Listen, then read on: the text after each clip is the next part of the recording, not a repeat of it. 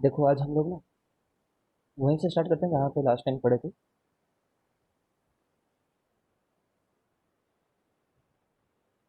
देखो, just to give you quick overview. ठीक है, मैंने कई बार बोला था तुम्हें कि चैप्टर में ओवरव्यू की कई बार जरूरत पड़ेगी, तो नोट्स भी बनाओ तो वैसे ही बनाना। लिख नहीं रहा।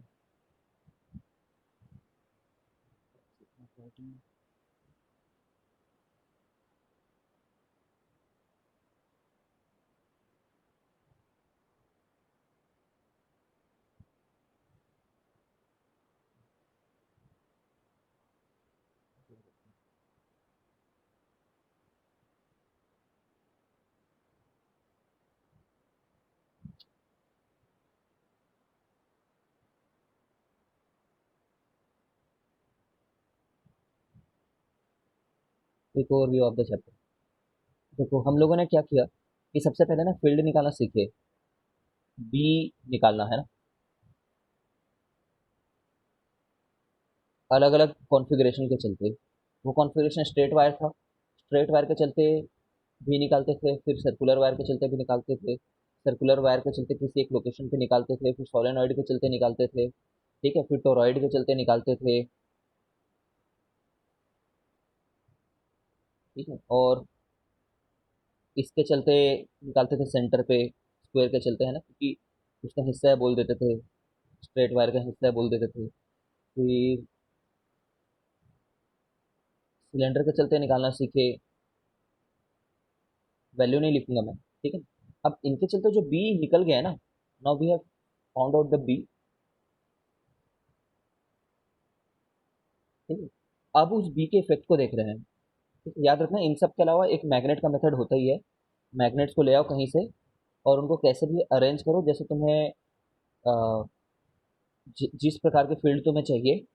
हो सकता है उससे तुम्हारा कुछ बन जा रहा हो सकता है उससे निकल जा रहा हो तुम्हारा फील्ड। जैसे मान लो स्ट्रेट मैग्नेटिक फील्ड चाहिए, स्ट्रेट एंड कांस्टेंट।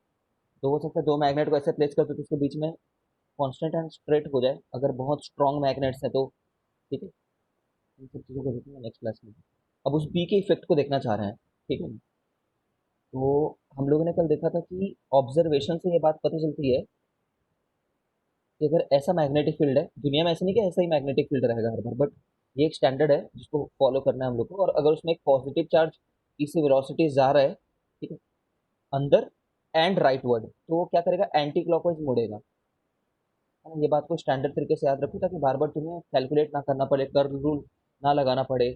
ठीक है, और ये फोर्स की जो वैल्यू आ रही थी वो q into we cross B थी, ऐसा ऑब्जर्वेशन हमने किया था। ठीक है, ये ये क्यू भी कोई बी प्रोड्यूस कर रही होगी क्या मैग्नेटिक फील्ड?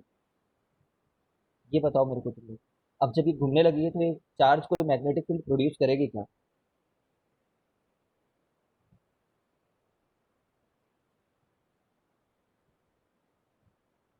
मैक्सवेल की थ्योरी याद करो। मैक्सवेल ने बोला था क्यू अगर रेस्ट में है तो इलेक्ट्रिक फील्ड ऑनली प्रोड्यूस करता है वो। ठीक है, इलेक्ट्रोस्टैटिक्स का पहला क्लास। ठीक है, क्यू अगर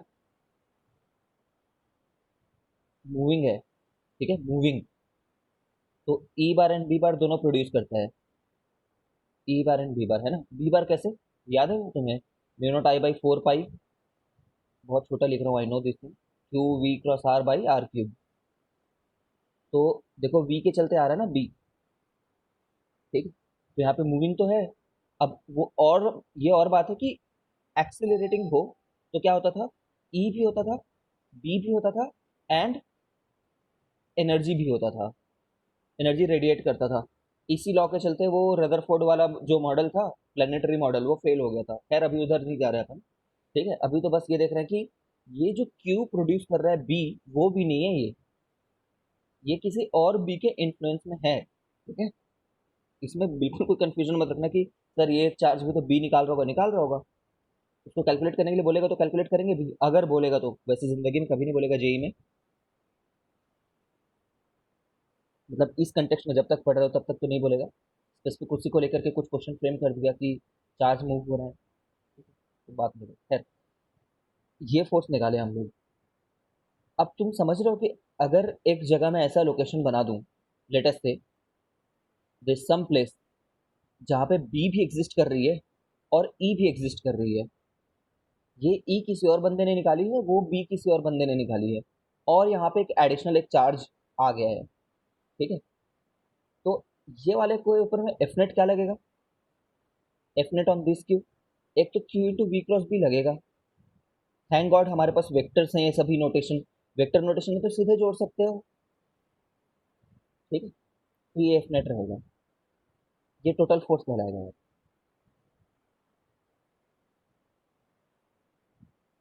total force on charge.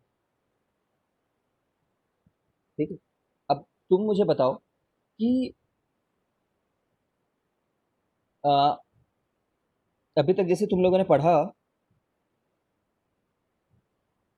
Just ये जो टोटल फोर्स है ना, ये टोटल फोर्स को लॉरेंट्ज बोलते हैं, मैंने कल क्लास में देखी थी।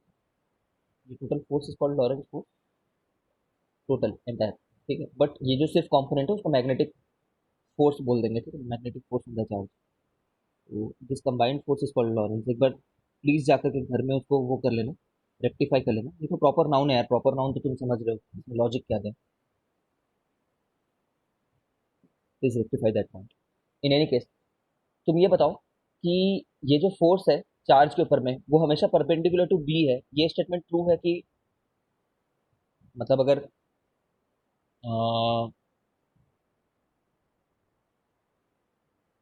एक मिनट, ऐसे नहीं बोल सकते, इतनी बड़ी बात नहीं बोल देता, परेशान हो जाएगा। कैन एफ नेट भी जीरो, ये बता दो बस। ये जो पूरा एफ नेट है वो जीरो हो सकता है क्या, ये दोनों एक दूसरे को कैंसिल आउट कर सकते हैं क्या? कर सकते हैं डेफिनेटली। कर सकते हैं सर, अगर बी के डायरेक्शन में मूव करने लग गया। ठीक है, डेफिनेटली कर सकते हैं। आते हैं इस बात पे, तो इसी चीज को यूटिलाइज करते हुए ना कि ये फोर्स तो आपस में कैंसिल आउट हो सकते हैं, दो कंपोनेंट है ना, एक प्लस 10 न्यूटन निकल करके आ सकते हैं, और एक उसके जस्ट ऑपोजिट डायरेक्शन में 10 न्यूटन निकल करके आ सकते हैं। ठीक है, तो इसी बात को यूज करते हुए वेलोसिटी सिलेक्टर नाम की एक डिवाइस बनाई जाती है, और यहाँ से मेरे को लगता है इंटरेस्टिंग पार्ट चालू हो जाता है इस चैप्टर का थोड़ा सा, मतलब एक प्रैक्टिकल एप्लीकेशन है ना ये तो। लार्ज हेड्रॉन कोलाइडर सुना है तुमने?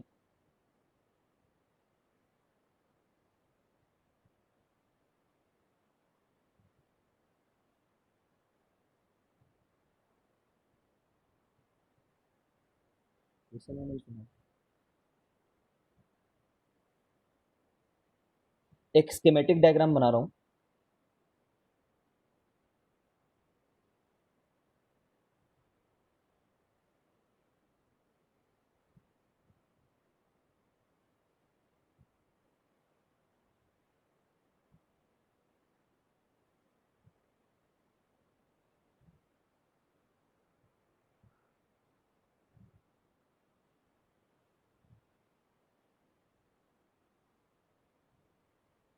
देखो, स्कीमेटिक डायग्राम मतलब क्या होता है, तुम्हें उसमें एग्जैक्टली क्या हो रहा है ये बात बताने की जरूरत नहीं। स्कीम क्या है ये बताओ, चिल्ला चिल्ला के बस। ठीक है, मतलब तुम्हारा पर्पस सॉल्व हो जाना चाहिए बस। ठीक है, देखो, ये अ, एक इलेक्ट्रॉन गन है। इलेक्ट्रॉन गन वर्ड पहले कभी सुनी? इलेक्ट्रॉन गन एक ऐसा गन है जो इलेक्ट्रॉन निकालता है, एज सिंपल एज एक बल्ब। तुम्हारे घर में जो इनकैंडेसेंट बल्ब होगा ऐसा फिलामेंट वाला, वो इलेक्ट्रॉन की गन है। ऐसा इसलिए क्योंकि देखो, तुम यहाँ से ना एक क्या दोगे, पावर वोल्टेज दोगे। पावर वोल्टेज मतलब बस वो इसको एनर्जी सप्लाई कर रहा है, या फिर ऐसा मान लो कि वो ये जो सिस्टम छोटा सा देख पा रहे हो इसमें बस वो दे रहा है, करंट प्रोवाइड कर रहा है, ये सर्किट कंप्लीट कर रहा है बस। कैपेसिटर नहीं है वो, कार्डबोर्ड होल है बस। ठीक है, ये वाले वोल्टेज को बोलते हैं एक्सेलरेटिंग वोल्टेज। इसी इसका काम ना एक्सरे में भी आएगा एक बार, डेविसन जर्मर एक्सपेरिमेंट में भी आएगा। ठीक है, बहुत बहुत जगह काम आएगा इन सब चीज़ों का। एक्सेलरेटिंग वोल्टेज एक ऐसा बैटरी है, मतलब हाई बैटरी है, हेवी बैटरी या फिर पावरफुल बैटरी समझो, जो पावरफुल इलेक्ट्रिक फील्ड सप्लाई करता है। पावरफुल है, हो सकता है 50 किलो वोल्ट का हो, 50,000 वोल्ट का बस। लेकिन ये वाला बहुत कम भी हो सकता है, ये हो सकता है 100 वोल्ट का हो, 200 वोल्ट का हो।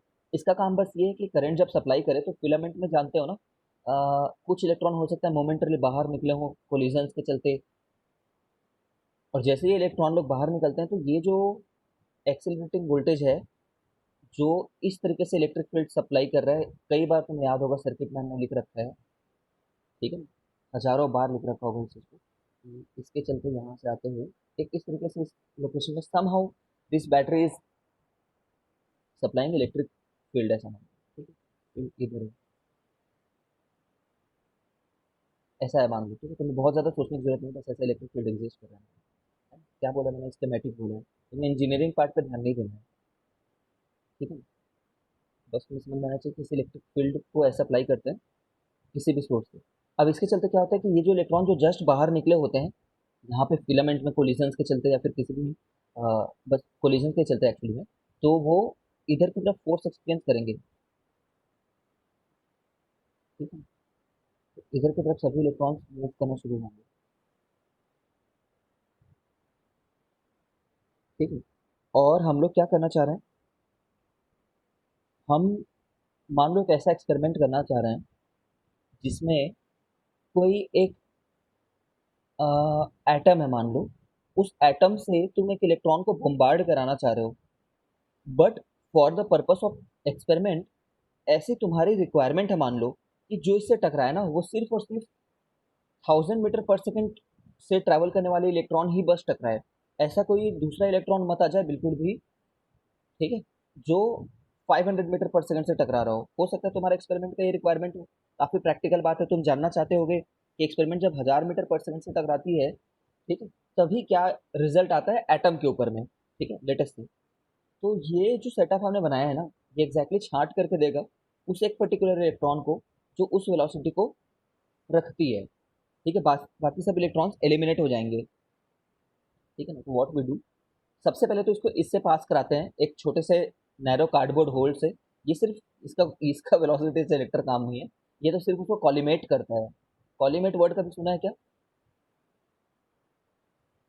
कॉलीमेट, नहीं सर। कॉलीमेट मतलब ये होता है कि, सुना तो होगा दोस्तों लेकिन क्या बोलते हैं, नैरो, पैरेलल बना देना या फिर हाँ हाँ हाँ, एक तो अरेंजमेंट में ले आना। हाँ, नैरो फोकस जगह पे, कुछ छोटे जगह पे है ना, स्ट्रीम लाइन रहते हैं, स्ट्रीम लाइन, ठीक है, मतलब ये सब एडजेक्टिव है, मतलब तुम्हें तो कुल मिलाकर के नैरो वर्ड पे बस ध्यान देना है, एनारो भी। देखो इलेक्ट्रॉन क्या है ना, कुछ इलेक्ट्रॉन ऐसा है क्या कि ये फिलामेंट के पास खुद का दिमाग है, नहीं, कुछ इलेक्ट्रॉन इधर निकले होंगे, वो थोड़ी सी इधर वाली स्पीड से निकले होंगे लेटेस्ट से, कैसे बताऊँ, एक इलेक्ट्रॉन जो जस्ट रिजेक्ट होता है जरूरी है क्या वो जस्ट इसी डायरेक्शन से रिजेक्ट हो, इसी डायरेक्शन से रिजेक्ट होगा तब तो सामने ही जाता रहेगा, बट एक इलेक्ट्रॉन जिसकी इनिशियल वेलोसिटी उधर थी और अगर तुम उसको लगातार इधर फोर्स लगा रहे हो तो ये रिजल्टेंटली किधर तो भी मूव करेगा, रिजल्टेंटली, ठीक है। तो कुछ इलेक्ट्रॉन ऐसे भी होंगे जो इधर की तरफ जा रहे होंगे, ठीक है, कुछ इलेक्ट्रॉन ऐसे भी होंगे जो इधर की तरफ जा रहे होंगे, तो ऐसे मनचले इलेक्ट्रॉन हमें नहीं चाहिए, हमें एक फाइन बीम चाहिए मान लो। ये कॉलीमेट करना ना, तुम अभी देखोगे कि it is not the purpose of the experiment. Collimate तो बस ऐसे कर लेते हैं हम लोग कि चलो हमें स्ट्रीमलाइंड एक इलेक्ट्रॉन का बीम मिले, बट यहाँ पे हमारा एम कॉलीमेट करना नहीं है, मतलब स्ट्रीमलाइन करना नहीं है, नैरो बनाना नहीं है, ठीक है। कॉलीमेट से ऐसे याद रखो, कॉलम बना देता है एक इलेक्ट्रॉन का बस, ठीक है? ऐसा बस याद रखो, कॉलम टाइप का दिखता है इलेक्ट्रॉन, ये इसका एग्जैक्ट मतलब नहीं है, मतलब कॉलम बन गया, नैरो बीम बनाना, ओके। तो फिर हम लोग क्या करते हैं, अब इसके ऊपर मैं एक्चुअल काम कराता हूँ, इसको एक ऐसी रीजन से पास कराते हैं जहाँ पे कोई स्ट्रॉन्ग मैग्नेटिक फील्ड या फिर स्ट्रॉन्ग ना भी हो, ठीक है, कोई एक मैग्नेटिक फील्ड वाली रीजन होनी चाहिए, बी, ठीक है। अब इस बी के चलते ये इलेक्ट्रॉन किधर तो भी मूव करेंगे, या तो ऊपर डिफ्लेक्ट होंगे या तो नीचे डिफ्लेक्ट होंगे, अभी तुम बता सकते हो किधर डिफ्लेक्ट होंगे, सोचो एक बार।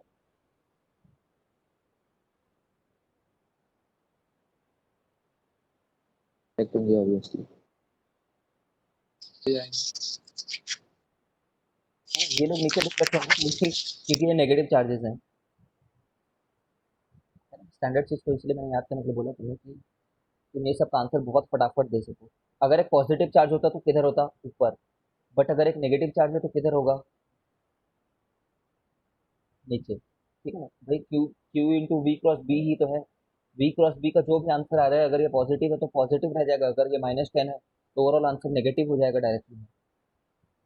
प्लीज अगर नहीं समझ रहे हो तो बताओ। ये अनदर होल है, इसका भी कोई काम नहीं है। बस अनदर होल। अब सोचो, इसके चलते ना ये electron was tended to move downward. ठीक है। बट अगर हम लोग यहाँ पे एक और काम करें कि नीचे की तरफ इलेक्ट्रिक फील्ड लगा दें,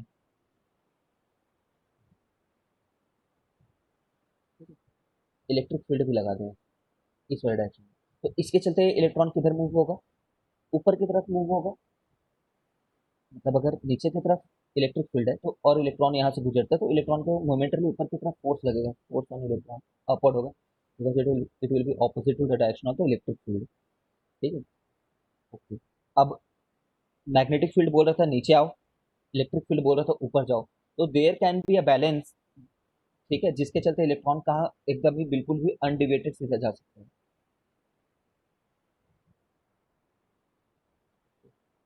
अगर कंफ्यूज हो जा रहा है तो बताता हूँ।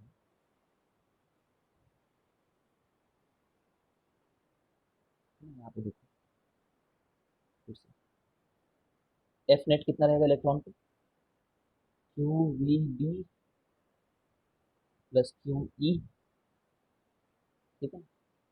और अभी हमने देखा कि नीचे की तरफ जा रहा था इलेक्ट्रॉन ड्यू टू बी, और ऊपर की तरफ जाने का टेंडेंसी था इलेक्ट्रॉन का, एग्जैक्टली ऊपर नहीं चले जाएगा ना, थोड़ा आगे होकर के जाएगा, कर्व होकर के, बिकॉज सामने वाली कंपोनेंट तो रहेगी ही इसकी। तो इसका नेट ऐसा आ जाता है।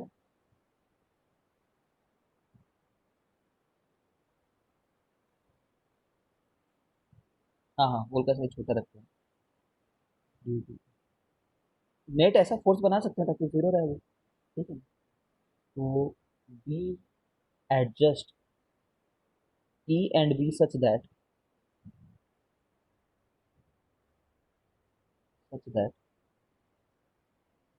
F net equal to zero हो जाए उसको।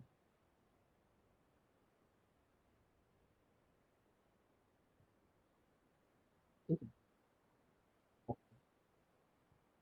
अब देखो यहाँ पे क्या हो रहा है, अगर एफ नेट जीरो हो जा रहा है, ध्यान से देखते हैं।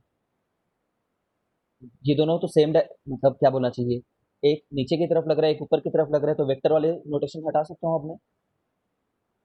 है ना, वी और बी के बीच में वैसे भी 90 डिग्री, अगर तुम ध्यान से देखो तो वेलोसिटी जिधर जा रही है परपेंडिकुलर उसके लगाया हुआ है मैग्नेटिक फील्ड। तो वी बी साइन 90 है यहाँ पे एक्चुअली में। ठीक है। तो v B plus q E रख दिया हमने। एंटी पैरेलल है ना, बी क्रॉस बी और ई। ठीक है। इसलिए सीधे वेक्टर नोटेशन हटा सकते हैं। तो कौन सी वेलोसिटी ऐसा बिहेव करेगी जिसके लिए -e/b मैग्नीट्यूड है। बताता हूँ मैं क्या हुआ यहाँ पे। ठीक है।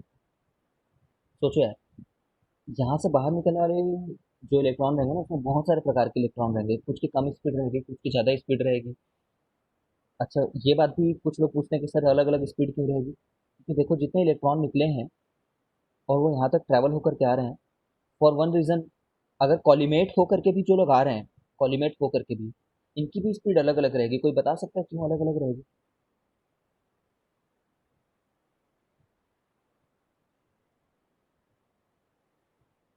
अलग अलग हो सकती है ना इनकी स्पीड। उससे ज्यादा होगी तो भी निकल जाएगा ना। हाँ देखो, जैसे जो इलेक्ट्रॉन बाहर निकलते हैं ना, फोटो इलेक्ट्रिक इफेक्ट में पढ़ा होगा तुमने, ये सभी electron they get eject out with different speeds,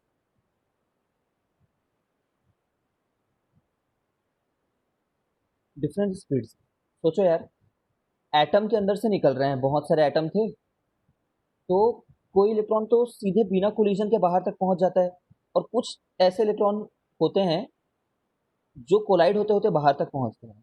तो जो कोलाइड होते होते बाहर तक पहुंचते हैं ना एटम्स के अंदर से, उनकी स्पीड अलग हो सकती है। ठीक है, फोटो इलेक्ट्रिक इफेक्ट में ये चीज़ को और भी बहुत ज़्यादा अच्छे से देखेंगे। बट इतना तो समझ में आ ही जाएगा कि एक फिलामेंट के अंदर से कुछ लोग निकल कर के आ रहे हैं, तो वो सब अलग अलग स्पीड से आ सकते हैं, बिकॉज इंटरनल कोलिजन हो सकते हैं। ठीक है ना, बट इनमें से हमें सिर्फ एक ही पर्टिकुलर स्पीड को सेलेक्ट करना है। वो पर्टिकुलर स्पीड जो तुम सेलेक्ट करना चाह रहे हो ना, लेटेस्ट से तुम 10,000 मीटर पर सेकंड वाली स्पीड सेलेक्ट करना चाह रहे हो, लेटेस्ट से 1000 मीटर पर सेकंड, तो तुम ई बाई बी को ऐसा सेट करोगे कि ई बाई बी जो है वो 10,000 निकल करके आए। तो बार बार 10,000 क्यों बोलूँ, आई डोंट नो। ठीक है, 1000 निकल करके आए। ठीक है, ये तो तुम्हारे हाथ में ना, एक मैग्नेटिक फील्ड लगाना और एक इलेक्ट्रिक फील्ड लगाना, तो तुम वैसा करो। ठीक है, अब सोचो, इनमें किसी की स्पीड 500 रही होगी, सोच लो। किसी की स्पीड 1000 रही होगी, सोच लो। ठीक है, और किसी की स्पीड 1500 रही होगी, सोच लो। तो जो 1000 वाला रहेगा, जो 1000 वाला रहेगा, उसी को एफ नेट जीरो लगेगा, क्योंकि तुमने ई बाई बी ही उतना रखा है। सोच करके देखो। और जो 500 वाला रहेगा, तो उसको तो अलग अमाउंट ऑफ फोर्स लग रहा होगा। तो 500 वाले को, क्योंकि एफ नेट जीरो नहीं हो रहा है 500 वाले पे, तो थोड़ा डिफ्लेक्ट हो रहा होगा वो। ठीक है, ये जो 1500 वाला है उसके ऊपर भी एफ नेट जीरो नहीं है, तो हो सकता है वो भी थोड़ा डिफ्लेक्ट हो रहा हो, होगा ही, है ना, हो सकता है थोड़ा ज़्यादा डिफ्लेक्ट हो गया हो। ठीक है ना, तो कौन अनडिवेटेड जाएगा? सिर्फ 1000 मीटर पर सेकंड वाला, वो अनडिवेटेड जाएगा और वो पार हो जाएगा, और फिर तुम बोmbardment करा सकते हो। सोचो, जीरो किसके लिए आया है, ये वैल्यू, फोर्स जीरो किसके लिए आई? जिसके लिए वी बी जो है वो ई के बराबर हो और नेगेटिव में मैग्नीट्यूड में हो। ठीक है, तो वही वाला वी के ऊपर में फोर्स जीरो रहेगा, rest all we will be having some non zero force. Yes sir. ठीक है, तो सेलेक्ट हो गई ना तुम्हारी वेलोसिटी, और वो जो वेलोसिटी सेलेक्ट करनी थी वो तुमने खुद डिसाइड करी है कि तुम्हें कितनी वेलोसिटी की चाहिए, उतनी वाली ये लगा लो। This is a velocity selector, it is in the syllabus. Sir repulsion in electron beam, sir repulsion in electron beam, हाँ हाँ होगा ना, उतने बाल के खाल निकालने की जरूरत नहीं है, बट रहेगा, सही बोल रहे हैं। क्यों नहीं रहेंगे, रहेंगे।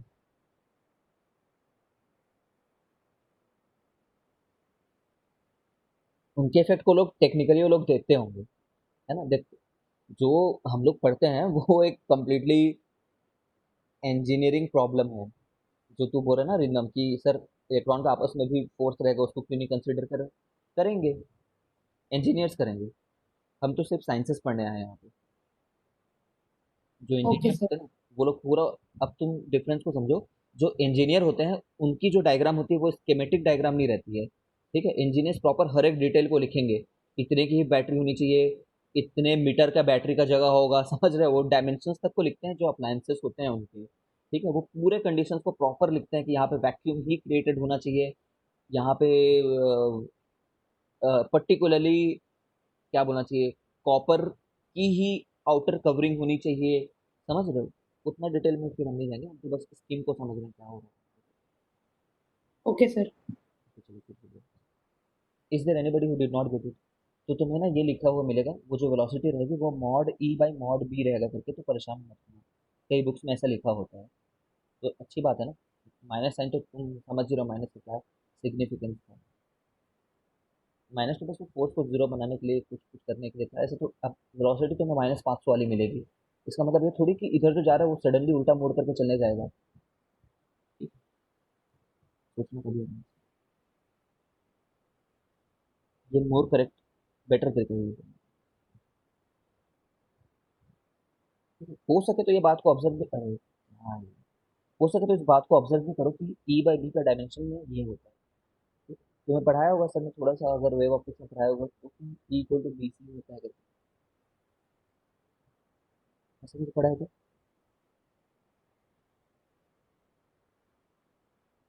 अगर नहीं पढ़े तो कोई बात नहीं।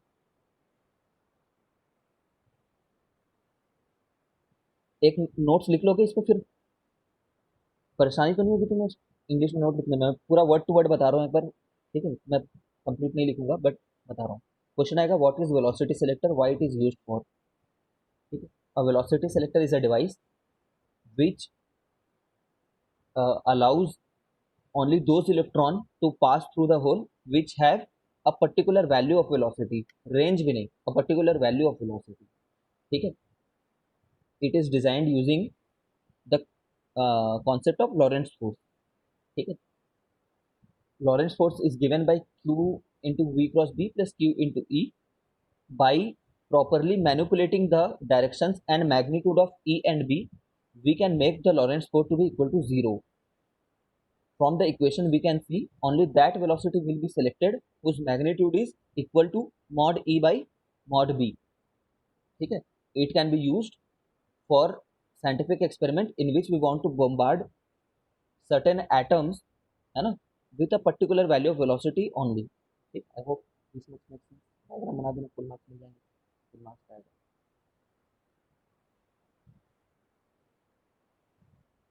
ओके,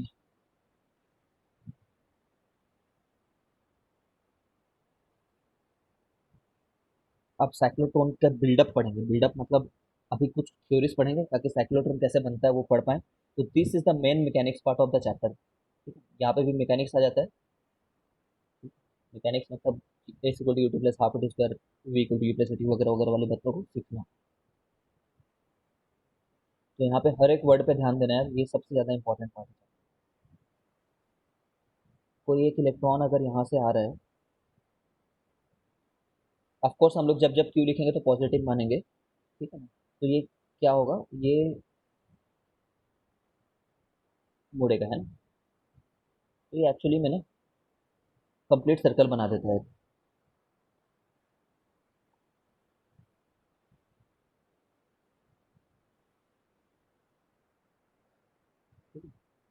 नहीं बना पा रहा लेकिन अब और कोशिश में करूँगा जैसे. तो तुम्हें नोटिस ये करना है पहली बात. कैसे ऐसा बनेगा मैं बताऊंगा. देखना, नोटिस कि पॉइंट ऑफ एंट्री जो थी ना, पॉइंट ऑफ एंट्री सब चलेगा कैसा भी. पॉइंट ऑफ एंट्री जो है इज नॉट सेंटर. ठीक है, ये तो कोई बात ही नहीं है ऑब्जर्व करने की. तो सबको ऑब्जर्व हो रहा होगा कि जहाँ से मैंने ये फोर्स लगना शुरू किया करके बताया है. ठीक है, देखो ये कैसे होता है. अगर मान लो यहाँ पे असलियत में ऐसे क्वेश्चन आएंगे जो मैं यहाँ पे बना रहा हूँ. एक इलेक्ट्रॉन आ रहा है, आ रहा है, आ रहा है, आ रहा है, और जैसे ही एंटर करता है ना वैसे ही सर्कल में घूमने लग जाता है. ठीक है, अब जैसे इस जगह से बाहर निकला, इस जगह पे अगर तुमने एक लोकेशन ऐसे ही बना रखी है जहाँ पे सिर्फ इसके बियॉन्ड मैग्नेटिक फील्ड है, इसके बाद तो कोई इसको घुमाने वाला नहीं रहेगा, तो ये वापस चले जाता है ऐसे. ठीक है, but for the theoretical purpose हमने ऐसा माना है that electron was there and we gave it, we kicked it with some velocity v. Kick करके एकदम से इंस्टेंटेनियसली वो वेलोसिटी v दे दी है. ठीक है, तो ये यहाँ पे तो ऊपर की तरफ मुड़ रहा था, है ना. आई होप तुम समझ रहे हो. ठीक है, बट इस जगह पे आ जाएगा. एक बार के लिए सोचो, इस मोमेंट पे तो ये तो बोल रहा था कि मैं इधर जाने का मन था मेरा भाई, लेकिन ये किधर मुड़ जाएगा, यहाँ से एंटी क्लॉकवाइज. फिर जब ये यहाँ पे पहुंचेगा तो ये बोलेगा मेरा इधर जाने का मन था, तो किधर मुड़ जाएगा, यहाँ से, यहाँ का एंटी क्लॉकवाइज. ठीक है, सिमिलरली किसी भी रैंडम पोजीशन पे, जैसे कि इस रैंडम पोजीशन पे आया होता, ठीक है, तो इसको यहाँ से एंटी क्लॉकवाइज मुड़ने को बोला गया होता. अब तुम ये बताओ उस मोशन को क्या बोलेंगे जिस मोशन में at every moment there is a force perpendicular to the direction of the velocity. What we call that motion in which the force causing the motion is always perpendicular to the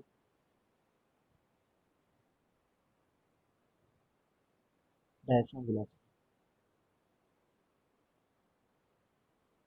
ठीक है, circular motion. Of course कौन नहीं जानता इस बात को.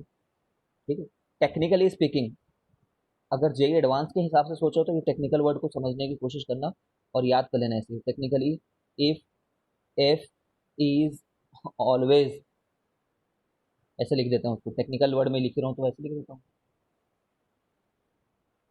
ठीक है, for any motion, for any motion. अब इतना for any motion all the time ऐसा नहीं लिखते हैं वो लोग. ठीक है, बस वो लोग ऐसे लिख देंगे, इम्प्लाइज मोशन इज सर्कुलर। तो तुम्हें समझ में आ जाना चाहिए। अच्छा, हर समय के बारे में बोलोगे ना, एक सेकंड में बस परपेंडिकुलर था, वैसे बारे में थोड़ी बात कर रहा होगा। ठीक है, मैं इतना प्रिसाइज इसलिए लिख रहा हूँ कि J1 लैंग्वेज यूज करता है। ठीक है, इसका मतलब अब लिख देता हूँ यहाँ पे, हर समय परपेंडिकुलर, हर मोमेंट।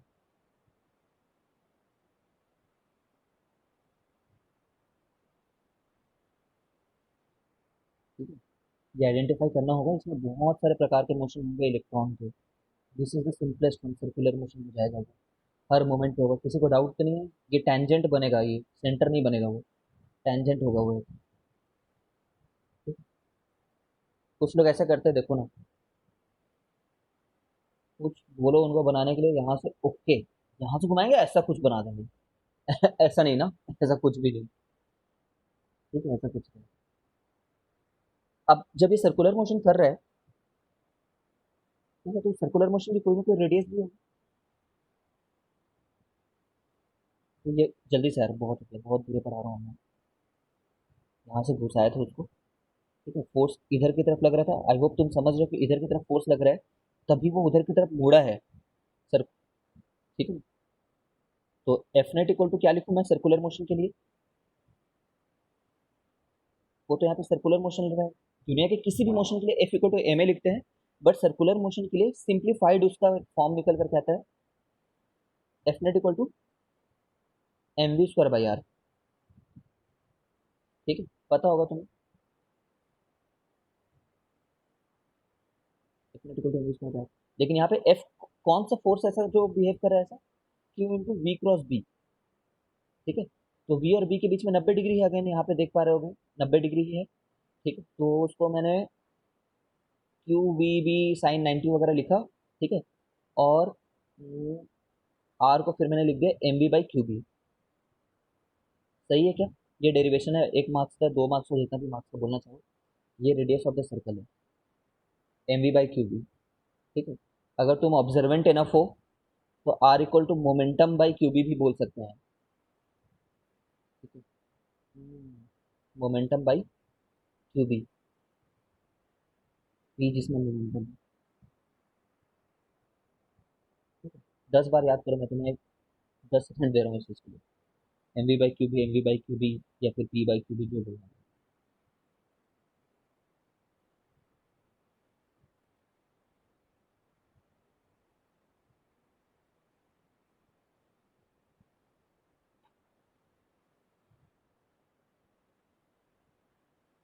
पी तो अंडर रूट 2 एम के ही होता है, सब याद होगा तुम्हें।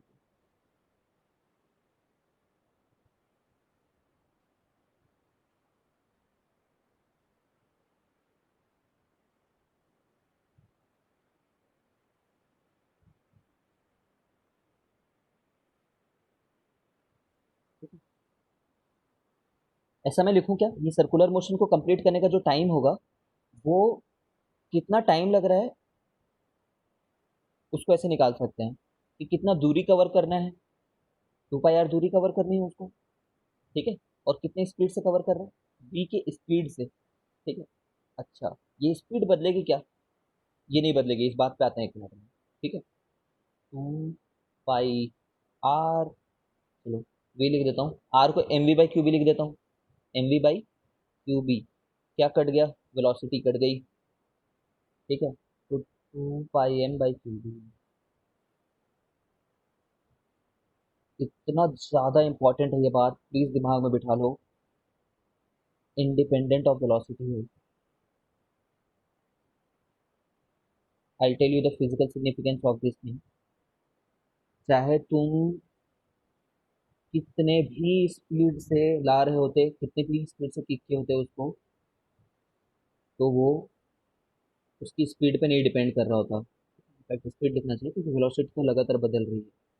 ठीक है, ठीक है, खैर बदल रही है तो क्या, वेलोसिटी से भी इंडिपेंडेंट है, स्पीड से भी independent. 2 pi m by q B. अगर मैं तुम्हें बोलूँ फ्रिक्वेंसी जबरदस्ती निकालना ही चाहें इस चीज़ का, ठीक है, फ्रिक्वेंसी क्या होता है?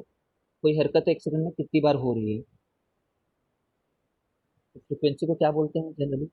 1/टाइम पीरियड बोलते हैं।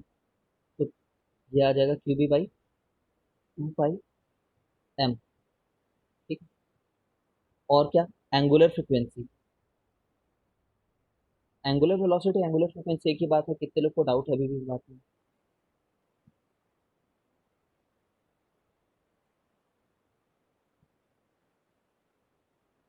कोई चीज़ एंगुलरली कितने बार हो रही है, तो ये जो था ये 2 पाई बाई टी आया करता था, है ना, ओमेगा से डिनोट करेंगे, यहाँ पे एंगुलर वेलोसिटी है सोच लेते हैं हमेशा। एंगुलर फ्रिक्वेंसी भी एक ही बात है, बट अपना अपना तरीका है देखने का, एक ही बात। 2 pi Q B by 2 pi M. तो जैसे मैंने ये लिखा वैसे देवेंद्र ने मेरे पूछा कि सर यहाँ पे 2 पाई से भी इंडिपेंडेंट है, ये बात को भी ध्यान रखना है क्या? तो मैं बोलूँगा कि नहीं भाई, बिल्कुल भी नहीं।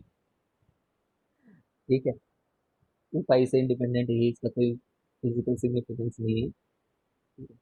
What you have to remember, I have put that in box, यहाँ पे भी और यहाँ पे भी।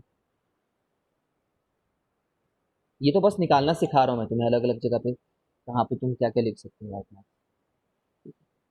अब देखो आ जाओ, इसके ऊपर मैं बहुत सारी एनालिसिस करता हूँ, डिस्कशन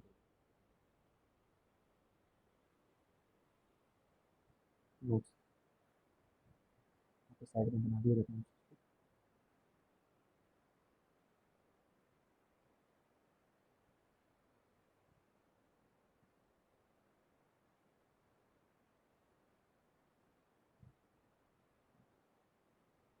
ये बताओ, सेंट्रीपिटल फोर्स कौन प्रोवाइड कर रहा है? मैग्नेटिक फील्ड, है ना। और वो ट्रूली सेंट्रीपिटल है क्या, मतलब जैसे नॉर्मल सेंट्रीपिटल फोर्स एक थ्रेड वाले केस में हुआ करता था, वैसा ही बिहेवियर शो कर रहा है क्या? हाँ, हर समय परपेंडिकुलर तो है ही, समझ रहे हो, हर समय परपेंडिकुलर है, तो क्या वो स्पीड बदल पाएगा?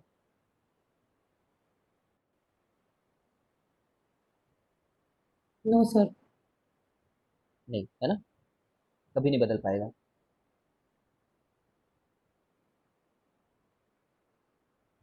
अगर कोई भी जानना चाहता है तो नो कोई बता दो, कुछ और ही बता देता ना, मैं तो नहीं बता।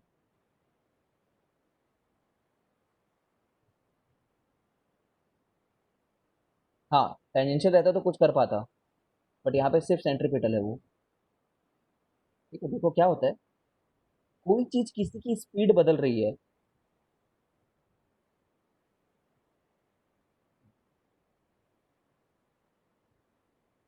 no change। अगर कोई चीज किसी की स्पीड बदल रही है मतलब वर्क डन कर रही है ना, सोचो, ये क्वेश्चन आएगा तुम्हारे सीबीएसई में, इसलिए मैं बोल रहा हूँ, why is it so that q B B force cannot change the speed? ठीक है, तो हम लोग बोलेंगे कि अगर चेंज इन स्पीड होता मतलब चेंज इन काइनेटिक एनर्जी होता है। चेंज इन काइनेटिक एनर्जी कब होता है? जब कोई वर्क डन होता है, ठीक है। बट हियर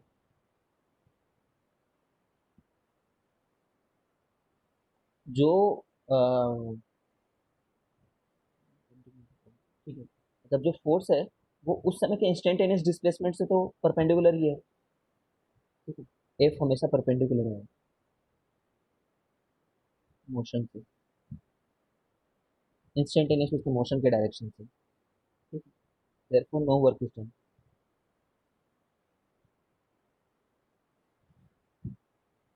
ठीक है, तुम किसी भी तरीके से एक्सप्लेन करो, बहुत सारे तरीके अलग अलग बुक में अलग अलग तरीके से लिखा होगा कि since it is always perpendicular therefore no work is done because F is always perpendicular, जो भी लिखना होता है वो लिखते हैं, नो वर्क इज डन, तो नो चेंज इन स्पीड। तो magnetic field, magnetic field, magnetic force is, अपन इसको याद रखेंगे, निकम्मा है, ठीक है, तो कभी नहीं काम कर सकता, और मैं कभी को बहुत बड़ा लिख रहा हूँ, कभी भी मैग्नेटिक फील्ड काम नहीं कर सकता, मैग्नेटिक फोर्स, मैग्नेटिक फील्ड।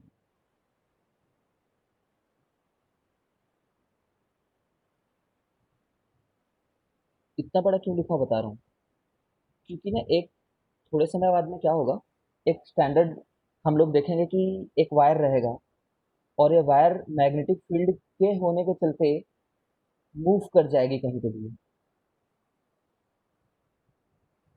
ठीक है।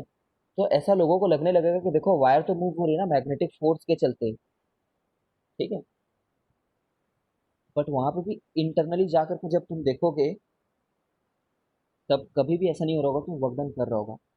तो काम नहीं कर सकता ऑन चार्ज। ठीक है, चार्ज पे तो कभी काम नहीं कर सकता, क्योंकि तुम खुद सोचो ना यार, इसके फोर्स की फॉर्मूला ही q into we cross B है। ये फॉर्मूले में ही यहाँ से पता चल रहा है कि एफ तो परपेंडिकुलर है वी से। तो बाहर से कुछ भी हो रहा हो, जो उसका सबसे बेसिक बात है, वहीं से पता चल रहा है कि इट कैन नॉट बी। ठीक है, वो हमेशा dx के परपेंडिकुलर है ये चीज। It can never do work, चाहे बाहर से कुछ भी दिख रहा हो, तुम्हारे लॉजिक का फ्लॉ हो सकता है। तो निकम्मा है, कभी काम नहीं करता है, कभी किसी की स्पीड नहीं बढ़ा सकता। ठीक है, वेलोसिटी डायरेक्शन चेंज कर सकता है क्या? हाँ, डायरेक्शन चेंज कर सकता है, एक इंस्टेंट के लिए काम करते रहता है। तो उस समय पे डायरेक्शन चेंज कर देता है, फिर अगले इंस्टेंट पे कोई नई नई वाली फोर्स आ जाती है, नया। ठीक है। हाँ, आलसी जैसे तुम लोगों ने, वैसे डिस्कनेक्ट करके